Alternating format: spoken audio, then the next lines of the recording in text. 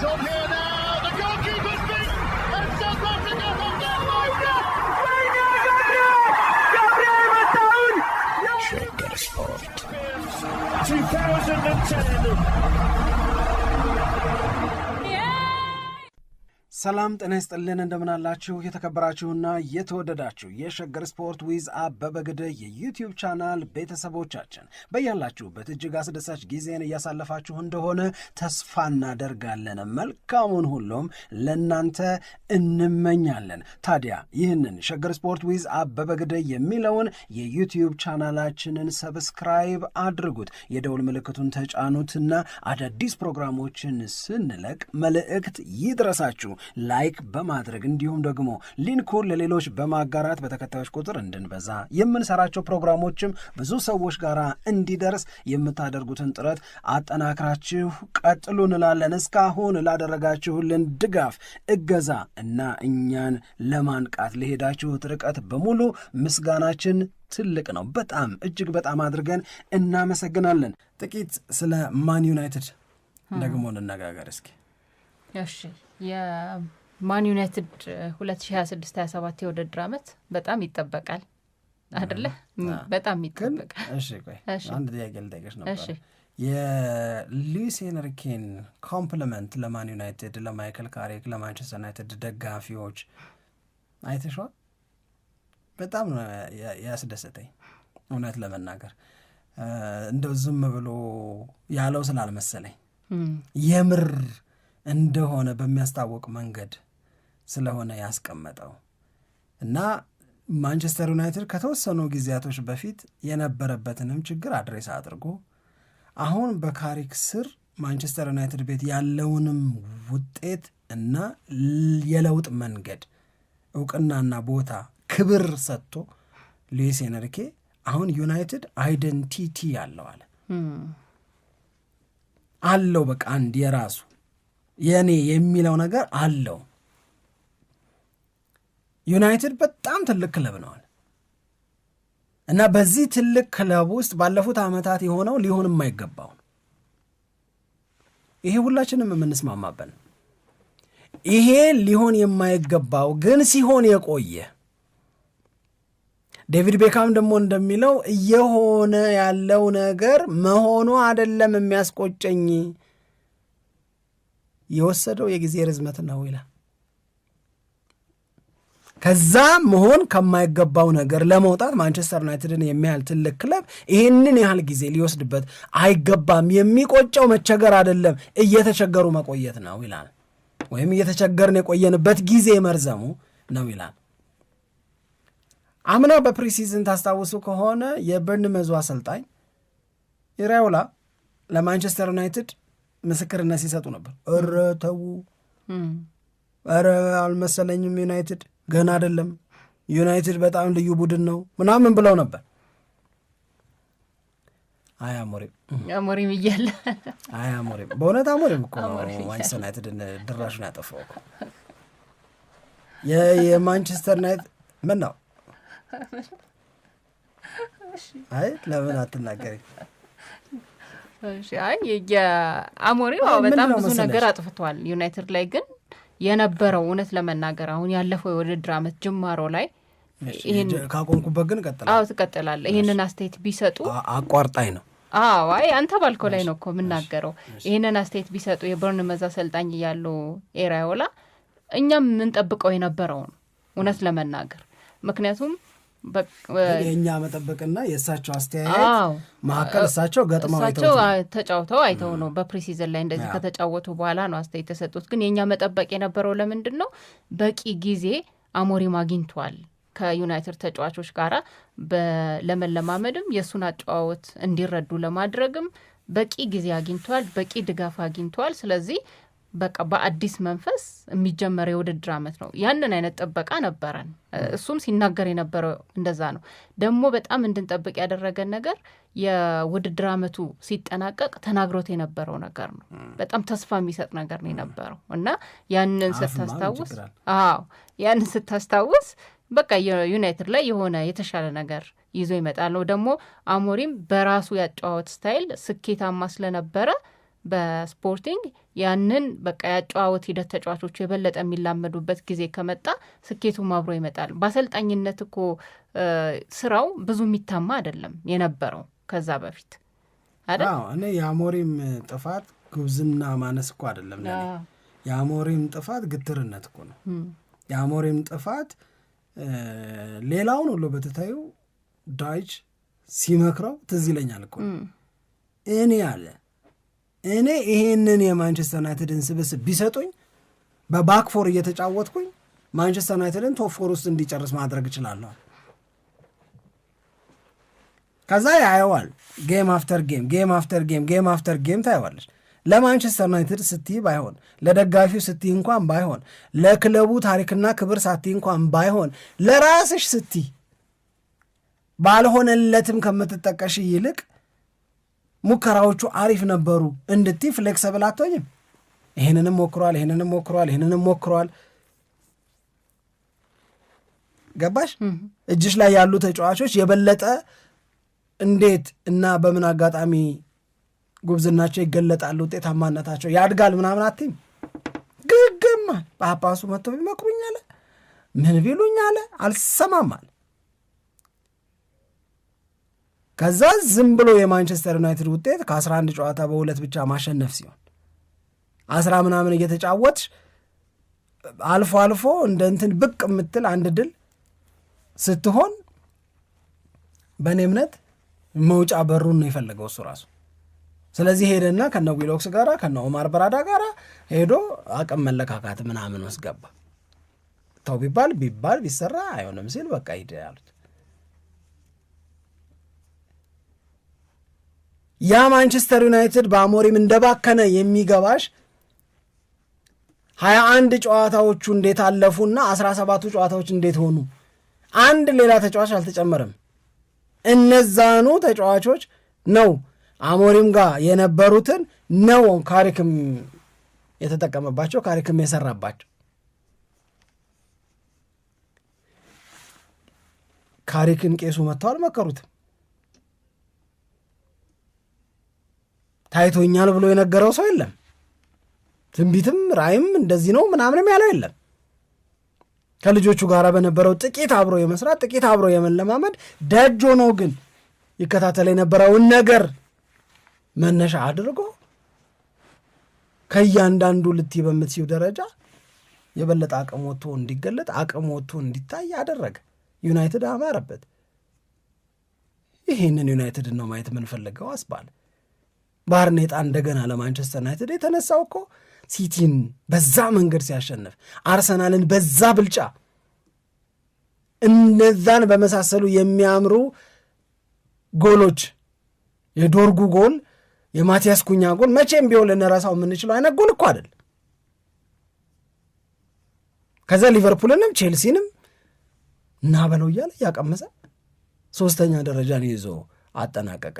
በ17ቱ ጨዋታዎች ላይ በተመዘገበ ውጤት ቢሆን ኖሮ ዩናይትድ ቦታው 3ኛ አይደለም እስኪባል ድረስ አያሞሪም ያልኩሽ ለዛ ነው። በግትርነት ማንቸስተር ዩናይትድንም ዋጋ አስከፍሎ ራሱም ደግሞ በበጎ የማይነሳ በበጎ የማይታወስ ጳጳሱን ቢመክሩት እንደማይሰማ አረጋግጦ ማለት ነው። አሁን የሉዊስ ሄንሪኬ አስተያየት ዩናይትድ ከፈርጉሰን ሪታየርመንት በኋላ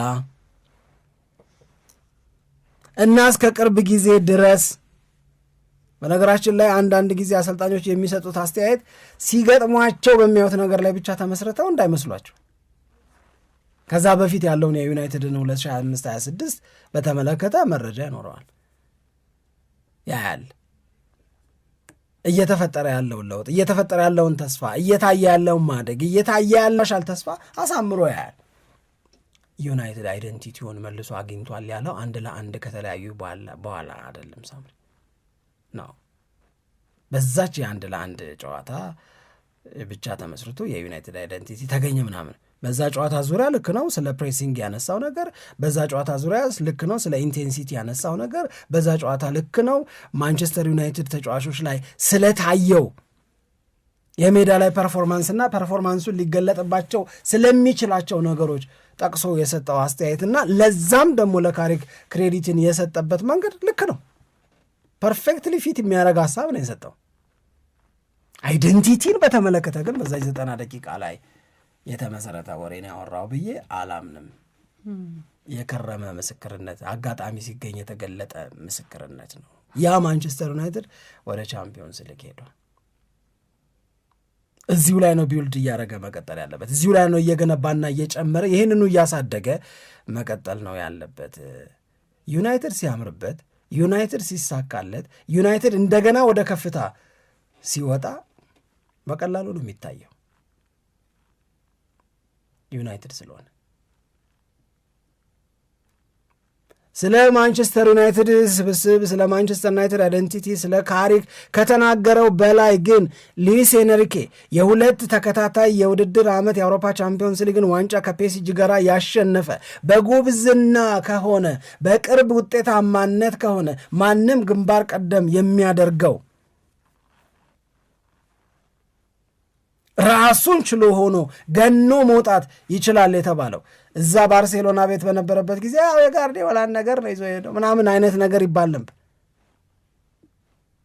ሉዊስ ኤንሪኬ ከባርሴሎና ጋር ብቻ ሳይሆን ብዙዎች ከሞከሩት ማንም ያላሳካውን ከፔሲጂ ጋር ሆኖ ስኬት ያመጣ ሰው እና እሱ ስለ ማንቸስተር ዩናይትድ ደጋፊዎች የተናገረው ነገር ግን ከምንም በላይ ለማንቸስተር ዩናይትድ ደጋፊዎች ይገባል ብዬ ነው ማምነው ነው። የማንቸስተር ዩናይትድ ደጋፊዎችን ሉዊስ ኤንሪኬ ከገለጻቸው በላይ ልትገልጫቸው የምትችም የሚሆንም አይመስለኝ። ምክንያቱም እነሱን እና በእነዚህ ሁሉ መቸገሮች ውስጥ በማንቸስተር ዩናይትድ ታላቅነት የማንቸስተር ዩናይትድ ደጋፊ ሆነሽ በለመድሽው ድል፣ ስኬት፣ ዋንጫ እና በሰሞናዊ መቸገር ይህንንም ዘመን ስቴዲየሙን እየሞሉ መቀጠል ጀርባ ለመስጠት ለእኔ ከባድ ይመስለኛል እና ያንን ግን አደረገው፣ ተረዳው። ማን? ሉዊስ ኤንሪኬ ተረድቶ ምን አለ? የማንቸስተር ዩናይትድ ደጋፊዎችን በተመለከተ they are the best in the world አለ። የእውነት ለመናገር ብዙ ክለቦች ጋር ተጫውቻለሁ፣ ብዙ ደጋፊዎችን አይቻለሁ። የማንቸስተር ዩናይትድ ደጋፊዎች ግን ካየኋቸው ሁሉ ምርጦቹ እነሱ ናቸው። የማንቸስተር ዩናይትድን ደጋፊ የደጋፊ መሰረት፣ የደጋፊ ብዛት፣ ፋን ቤዝ እያልክ አትጥራዋል፣ ቤተሰብ በለዋል። ቤተሰብነት ነው ያየውታል። ማንቸስተር ዩናይትድ የሆኑ ሰዎች አይደለም፣ ማንቸስተር ዩናይትድ የነሱ ነዋል። የደጋፊዎቹ ተጫዋቾቻቸው አንድ ታክል በገቡ ቁጥር የሚያደርጉት ድጋፍ፣ የሚሰጡት ማበረታቻ፣ የሚያሳዩት ከጎን መሆን እያለ አብራራው።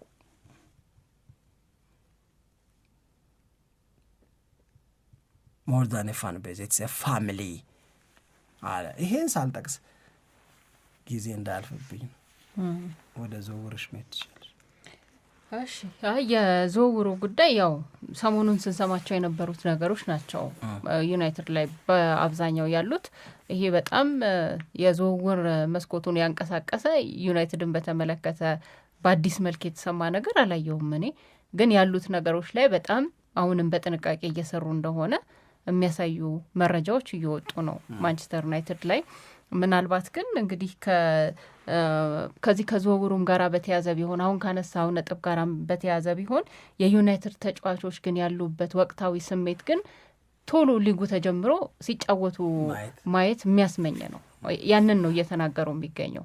አሁን ከዚህ በፊት ዮሮ የተናገረው ነገር ስናነሳ ነበረ። ፕሪሚየር ሊጉን ሻምፒየንስ ሊግም በቃ ማሸነፍ ነው ዋና አላማችን ብሎ አስተያየት የሰጠበት አለ። ማጓየር ደግሞ ባለፈው የ2025-26 የውድድር ዓመት ሲጠናቀቅ የነበረውን የማን ዩናይትድ ሞመንተም በቃ እንዳለ ነው የምናስቀጥለው፣ እንደዛ ማስቀጠል ይገባል ብሎ አስተያየቱን የሰጠበት አለ። ፕሪሲዝን ላይ የምታያቸው ፍንጭ የሚሰጡ ነገሮች አሉ። ትላንት እንደተናገር ነው ያው ፕሪሲዝን ሁሉንም ነገር ሊገልጽ አይችልም፣ ግን ደግሞ የሆነ የሚሰጠን መረጃ ደግሞ አለ። በእርግጥ በማን ዩናይትድ ቤት አንድ ይሄ በጣም አሪፍ ነገር ብለን ባለፈው የውድድር ዓመት መጠናቀቂያ ላይ ስናነሳ የነበረው ነገር ፋይቲንግ ስፕሪቱ ተመልሷል። በደንብ ነው የተመለሰው።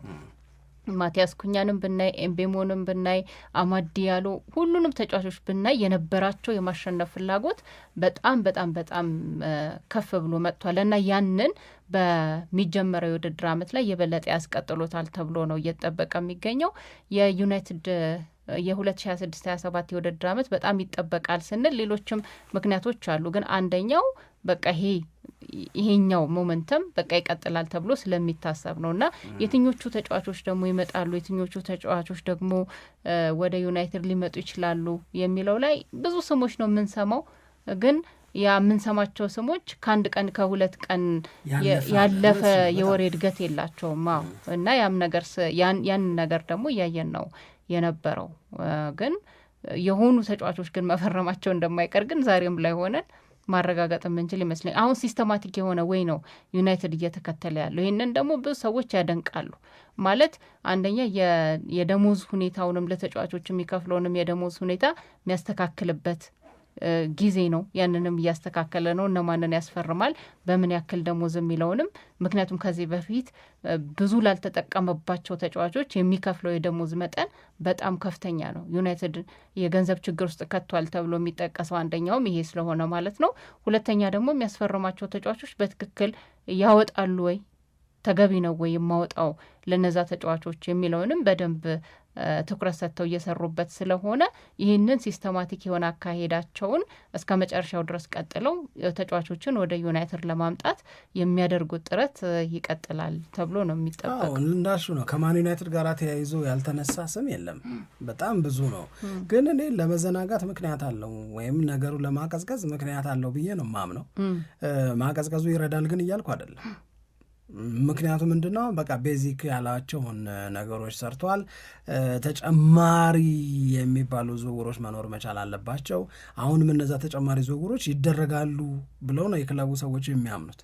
ለምሳሌ ሶስተኛው የመሀል ሜዳ ተጫዋች ይኖራል። የፊት መስመሩን ተጫዋች ለማጠናከር አማራጮችን እያሰቡበት ነው የሚገኙት። የሉክ ሻው አጋዥ እና ከሱ ጋር ደግሞ የሚፎካከር ግራ መስመሩ ላይ ሰው ይፈልጋሉ። እነዚህ ቦታዎች ላይ ማንቸስተር ዩናይትድ የሚያደርጋቸው ነገሮች መኖር አለባቸው፣ ይኖራሉም ተብሎ ነው የሚጠበቀው እና ይሄንን ለምሳሌ አሁን እኔ ከኤንድሪክ ጋር የተያዘው ነገር ስቦኛል። እኔ ከሪያል ማድሪድ ይህንን ተጫዋች በውሰትም ቢሆን ለመውሰድ እና እንደውም የእግር ኳስ ተንታኞች ያሉት ጌም ቼንጀር ነው ለማንቸስተር ዩናይትድ ብለዋል። ይሄ ልጅ አሁን ሪያል ማድሪድ ቤት ውስጥ እውነት ቦታ አለው? አሁን እዛ የታጨቀውን ኃይል ስታስቢው የታጨቀው ኃይል ብቻ ሳይሆን እሱም ይሄ በጣም ወጥ የሆነ ነገር የማሳየት ችግር አለበት። እዛ የተጠቀሙበት መንገድ ልክ ስላልሆነ ነው ብዬ የማስበው ነኝ። ምክንያቱም ለሊዮን ሰጡት አይደለ? ባለፈው ለሊዮን ሰጡት እኮ ከግማሽ ሲዝን ላይ ከዛ 16 የጎል ኢንቮልቭመንት ነው የኖረው። ለዛ እኮ ነው ብራዚል የጠራችው ለዓለም ዋንጫ። ገባሽ? ልትጠቀሚበት እና የብራዚል ዜጎች ደግሞ አንቼሎቲን አንዱ ሲወቅሱ የነበረው ነገር ለምን ይህንን ልጅ አታስገባውም እያሉ ነበር ሲወቅሱ የነበረው። አሁን ሄንድሪክስ ሂዝ ኖት ትራሽ ፕሌየር። እኔ እንዳልኩሽ እኔ ዋትኪንስ ላይ ነው ተቸክዬ ያለሁት። በዚሁ ባነሳ ነው ርዕሰ ጉዳይ ላይ አንድ በጣም ያሳስባል አያሳስብም የሚለው ብንነጋገርበት ትንሽ የሚመስለኝ ማንቸስተር ዩናይትድ አጥቂ ማስፈረም አለበት ወይ የሚለው ላይ ነው። ምክንያቱም ቤንጃሚን ሼሽኮ ነው ዋና አጥቂ አሁን የክለቡ።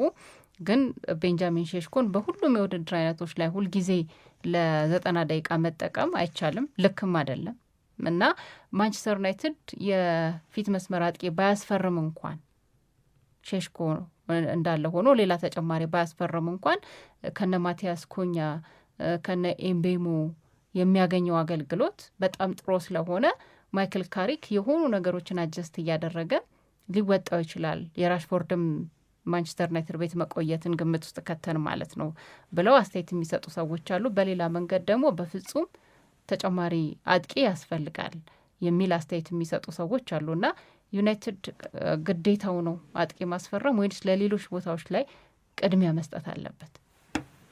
ይወጣዋል የሚለው ሀሳብ ላይ ማለስማማበት ዋነኛው ምክንያት ሀሳባቸው የሆነን ውድድር ዋንጫ ማሸነፍ ነው። የሆነን ውድድር ዋንጫ ለማሸነፍ በምትገቢበት የውድድር ዓመት ደግሞ በእወጣዋለሁ ስሜት ምኑን አንዱን ከአንዱ አድርጌ ወጣዋለሁ እያልሽ አይደለም የምትገቢው። ተጠናክረሽ ከአምናው ይልቅ ጨምረሽ ነው የምትመጪው። መሆን ያለበት እሱ ነው። አሁን ሼሽኮ በካሪክ ጊዜ ራሱን በሚገባ ገልጧል። አዎ፣ ግን ሼሽኮ ላይ ቀሪ ነገሮች እንዳሉ ነው ማስታውሰው እኔ የጌም የቀየረባቸው ጌም ቼንጀር የሆነባቸው ተቀይሮ ገብቶ የሚገርሙ የማንቸስተር ዩናይትድ ውጤት አማ ነጥቦች እንዲገኙ ያደረገባቸውን አጋጣሚዎች ረስቼ አይደለም፣ ግን በሆኑ በተከታታይ 2-3 ጨዋታዎች ላይ እየተቀየረ እየገባ በጣም አሪፍ ነገሮችን አድርጎ ቤስት 11 ውስጥ ደግሞ ሲያካትተው ሲያቅተው ሲቸገር ደግሞ አየን። እንደገና ደግሞ መጎዳት የሚባል ነገር አለ። እነዛ አይነት መጎዳቶች ሲኖሩ ኦፍኮርስ ኤምቤሞን አሴ ነምበር 9 ተጠቅሞ አማድ ዲያሎን እዛ ቦታ ላይ አድርጎ ደግሞ ሞክሯል። እንደነዚህ እያደረጉ ለመወጣት ከሆነ ትወጪዋለሽ። እወጣዋለሁ ከሆነ ዋንጫውን አመጣዋለሁ ወይ ነው ግን ጥያቄው። ዋንጫውን አመጣዋለሁ የሚለው ጥያቄ ላይ ከሆነ ነው እንጂ ዲስከሽናችን ሌላ መልክ የሚይዘው መወጣትማ ያው ጎድለው አይገቡም መቼም የሆነ ተጫዋችን ቢሆን ይዘው ይገባሉ። ለማንቸስተር ዩናይትድ አዲስ ተጫዋች ከማስፈረም አንጻር እኔ ምንም ጥያቄ የለውም። ሪዝነብል የሆነ ጥሩ ዝውውር ሲስተማቲክ የሆነ ማንቸስተር ዩናይትድን አማራጭ የሚሰጠው ሰው አለ ገበያው ላይ። እሱን ማንቸስተር ዩናይትድ ካሽ ለማድረግ ከበቂ በላይ ምክንያት አለው ብዬ ነው የማስበው እኔ። ምክንያቱም አንደኛ ዘይ ስታርት ድሪሚንግ ቢግ፣ የመጀመሪያው ነገር እሱ ነው። ማሸነፍ፣ ዋንጫን ማንሳት እያሉ ነው ያሉት። የመጀመሪያው ነገር እሱ ነው። ሁለተኛው ማንቸስተር ዩናይትድን ለመቀላቀል ሬዲ ሆነው የሚጠብቁ ተጫዋቾች አሉ። በፕሪሚየር ሊጉ ዌል ኤክስፒሪየንስድ እንደሆኑት እንደነ ኦሌ ዋትኪንስ አይነት ተጫዋቾች አሉ። ከዛ ውጪ የማንቸስተር ዩናይትድ የእስካሁን ዝውውር ማንቸስተር ዩናይትድ ለዝውውሩ አሎኬት አድርጎታል ወይም ይዞታል ከተባለው በጀት አንጻር ስትመለከችው ያን ያህል ልቆ ይሄድ አይደለም። አንድሬ ሳንቶስን ዳርሎን በነፃ ነው። አንድሬ ሳንቶስን እና ዩሪ ቲሌማንስን እነዚህን ተጫዋቾች ለማስፈረም 80 ምናምን ሚሊዮን ነው የወጣው። ስለዚህ ምንድን ነው ማስገዛ ምክንያት የለም። መግዛት የምትችይበት እድል አለ። ስለዚህ እነዚህ ሁሉ ነገሮች ተዳምረው ዩናይትድ ማስፈረም አለበት የሚለውን ጥያቄ እኔ አዎ ብዬ ነው የምመልሰው። ይሄንን ካልኩ በኋላ ግን ለማንቸስተር ዩናይትድ ከማስፈረም ባሻገር ከማስፈረም ውጪ አማራጭ ናቸው ብዬ የማስባቸው ነገሮች በካሪክ ጊዜ ምን ነው ደበዘዙ ያልናቸው አማድ ዲያሎና ብሪያን ኤምቤሞ እንደ ደበዘዙ አይቀጥሉም የሚል መተማመን አለኝ እኔ። አስተውለሽ ከሆነ ወደ አፍሪካ ዋንጫ ሄዱ፣ አንዱ ለካሜሮን አንዱ ለኮት ዲቯር። ከዛ ከአፍሪካ ዋንጫ ሲመለሱ ፈዘዙ። ኤምቤሞም የሚበላሽበት ነገር በዛ። አማድ ዲያሎም መጀመሪያ ላይ የነበረበትን ማማር ይዞ መቀጠል አልቻለም። ከዛ በኋላ ዓለም ዋንጫው ላይ አማድ ዲያሎ ስቲል አሁንም ለኮት ዲቯር ሂወዝ ጥሩ። ኤምቤሞ ደግሞ ረፍት ላይ ነው ያሳለፈው። ፕሪሲዝኑ ላይ የሚታዩት ፍንጮች ኤምቤሞ በተወሰነ ጊዜ ተቸግሮ የነበረባቸውን ነገሮች የማረም እድል እንዳለውና ያንንም እድል እየተጠቀመበት እንደሆነ እንዲሰማኝ አድርገዋል። እነዚህ ለማንቸስተር ዩናይትድ ተጫዋቾች እውነት ተሻሽለው የሚቀርቡ ከሆነ ለማንቸስተር ዩናይትድ የማጥቃት አቅም ትልቅ ኮንትሪቢዩሽን ይኖራቸዋል። አያስፈርምም ግን አላልኩ። ማስፈረሙ አንደኛ ነው። ባያስፈርምም ዩናይትድ ሆፕ ሊያደርግ የሚችልባቸው ተስፋ ሊያደርግ የሚችልባቸው ተጫዋቾች የኤምቤሞንና የአማድ ዲያሎን መሻሻል ነው ብዬ አምናለሁ።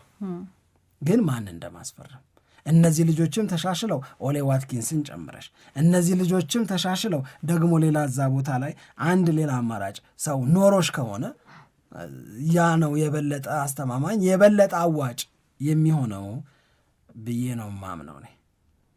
ግን የብሪያን ኤምቤሞና የአማድ ዲያሎ ተሻሽሎ የመቅረብ ነገር ግን በከፍተኛ ደረጃ ከምጠብቀው ነው።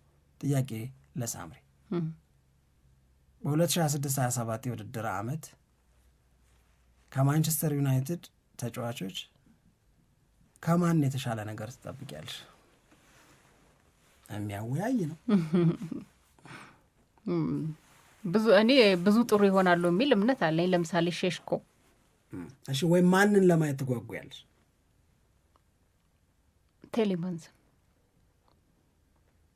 በዩናይትድ ቤት ምን እንዴት ሊሆን እንደሚችል ማየት በጣም ፈልጋለሁ። በጣም በቃ ስለዚህ አይንሽ መጀመሪያ እሱ ነው በቃ እንዴት ነው የሚያደርገው እንዴት ነው የሚወጣው የሚለውን በደንብ ማየት ፈልጋለሁ። ስለዚህ ዩሪ ቲለማንስ ከነባሮቹስ የማውንት የሰሞኑ ወሬ ትኩረትሽን አግኝቷል ወይስ? እኔ ጥርጣሬ ውስጥ ነኝ። ገና በቃ በዚህ ይቀጥላል በጣም አሪፍ ተሻሽሏል ምናምን ብሎ ለመናገር የሚያስቸግር ይመስለኛል። ከዚህ በፊት የነበረው ኤክስፔሪየንስ ያንን በእርግጠኝነት እንድናስብ ወይ እንድንናገር አያደርግም ብዬ ነው ማሰብ። እንደዛ ነው። ሁለት ግን ራሽፎርድንም ማየት በጣም ፈልጋለሁ በዩናይትድ በቃ ሴትል አድርጎ የሚቆይ ከሆነ እሱንም በደንብ ማየት ፈልጋለሁ በዩናይትድ። እኔ ሼሽኮ አሪፍ የውድድር ዓመት የሚያሳልፍ ይመስለኛል። ስለፈረጠመ ነው ወይስ? አይ አይደለም፣ በደንብ ነገሩ ገብቶታል ብዬ ስላሰብኩ። እሺ አቢ አንተስ ምንድን ነው ከማን ነው የተሻለ ነገር የምትጠብቀው? እኔ አልጠይቃልሽኝ ምን ልሆን? ይሄ ነው አሪፍ። እሺ ቀጥል። አልጠይቃልሽኝ ምን ልሆን? እኔ አንዳንዶቹ ላይ ከአንቺ ጋር ስምምነት አለኝ። ለምሳሌ ዩሪ ቲለማንስን በማንቸስተር ዩናይትድ ቤት ውስጥ የማየት የተለየ ጉጉት የለኝም። ልዩነት የሱ ነው። ምክንያቱም በጥርጣሬ እና በጥያቄ ውስጥ አይደለም ያለሁት፣ ይሆንለታል የሚል መተማመን ስላለኝ የምትተማመኝበትንና ይሆናል ብለሽ የምታስቢውን ነገር ለማየት እንትናት እንዴት ይሆን የሚል ጥያቄ የለኝም። ዩሪ ቲለማንስ ከሽፎ አላየሁትም። እኔ ሌስተር ሲቲም አስቶን ቪላም ለብሔራዊ ቡድንም ለቤልጅየም እኔ ሲከሽፍ አላየሁትም። ትጉ ነው። ወዲያው የምትተማመኝበት ተጫዋች የመሆን የተለየ አቅምና ጉብዝና አለው። ስለዚህ የተለየ ነገር ያደረግ ይሆን ምናምን ምለው አይደለም። ለእኔ ግን ማንቸስተር ዩናይትድን የመሃል ክፍል እንደሚያጠናክር ባለሙሉ ተስፋ ነኝ። የማልጓጓው ለዛ ነው። የለመድኩትን እየሰጠ ይቀጥላል፣ ግራ ይጋባል ብዬ አላስብም። የተለየ የማየት ፍላጎት ያለኝ 1 2 3 ብዬ የምጠራቸው ተጫዋቾች አንደኛው ራሽፎርድ ነው። ማርከስ ራሽፎርድ ቆጭቶት ይሆን የሚል ጥያቄ ስላለ ማርከስ ራሽፎርድ ይሄንን ከማን ዩናይትድ ጋር አብሮ የመቀጠል እድል እንዴት እንደሚጠቀምበት ለማየት በጣም ጓጓለሁ።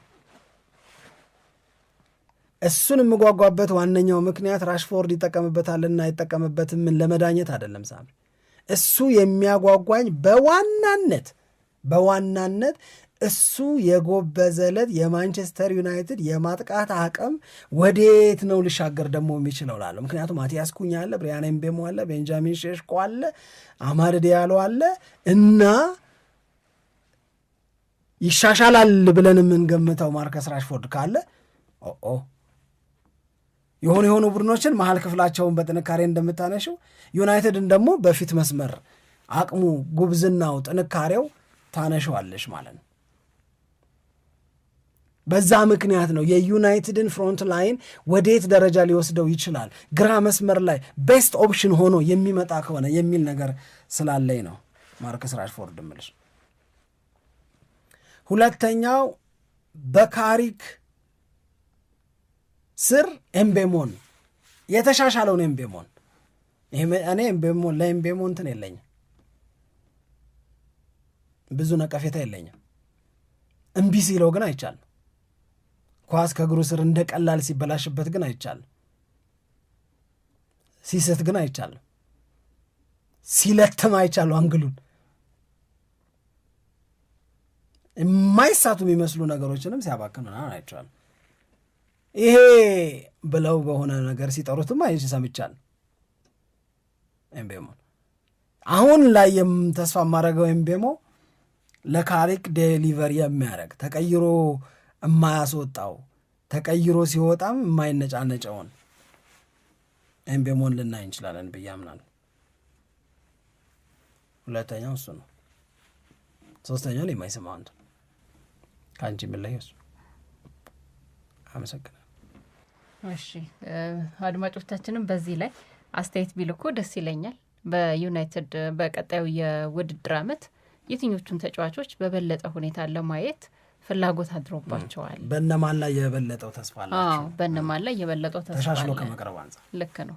ያንን እንነጋገርበታለን። አስተያየታቸውን እየጻፉ እንዲቀጥሉ ነው በዚሁ አጋጣሚ መጋበዝ የምንፈልገው። ስላዳመጣችሁን እናመሰግናለን። ኢትዮጵያ ለዘላለም ትኖር።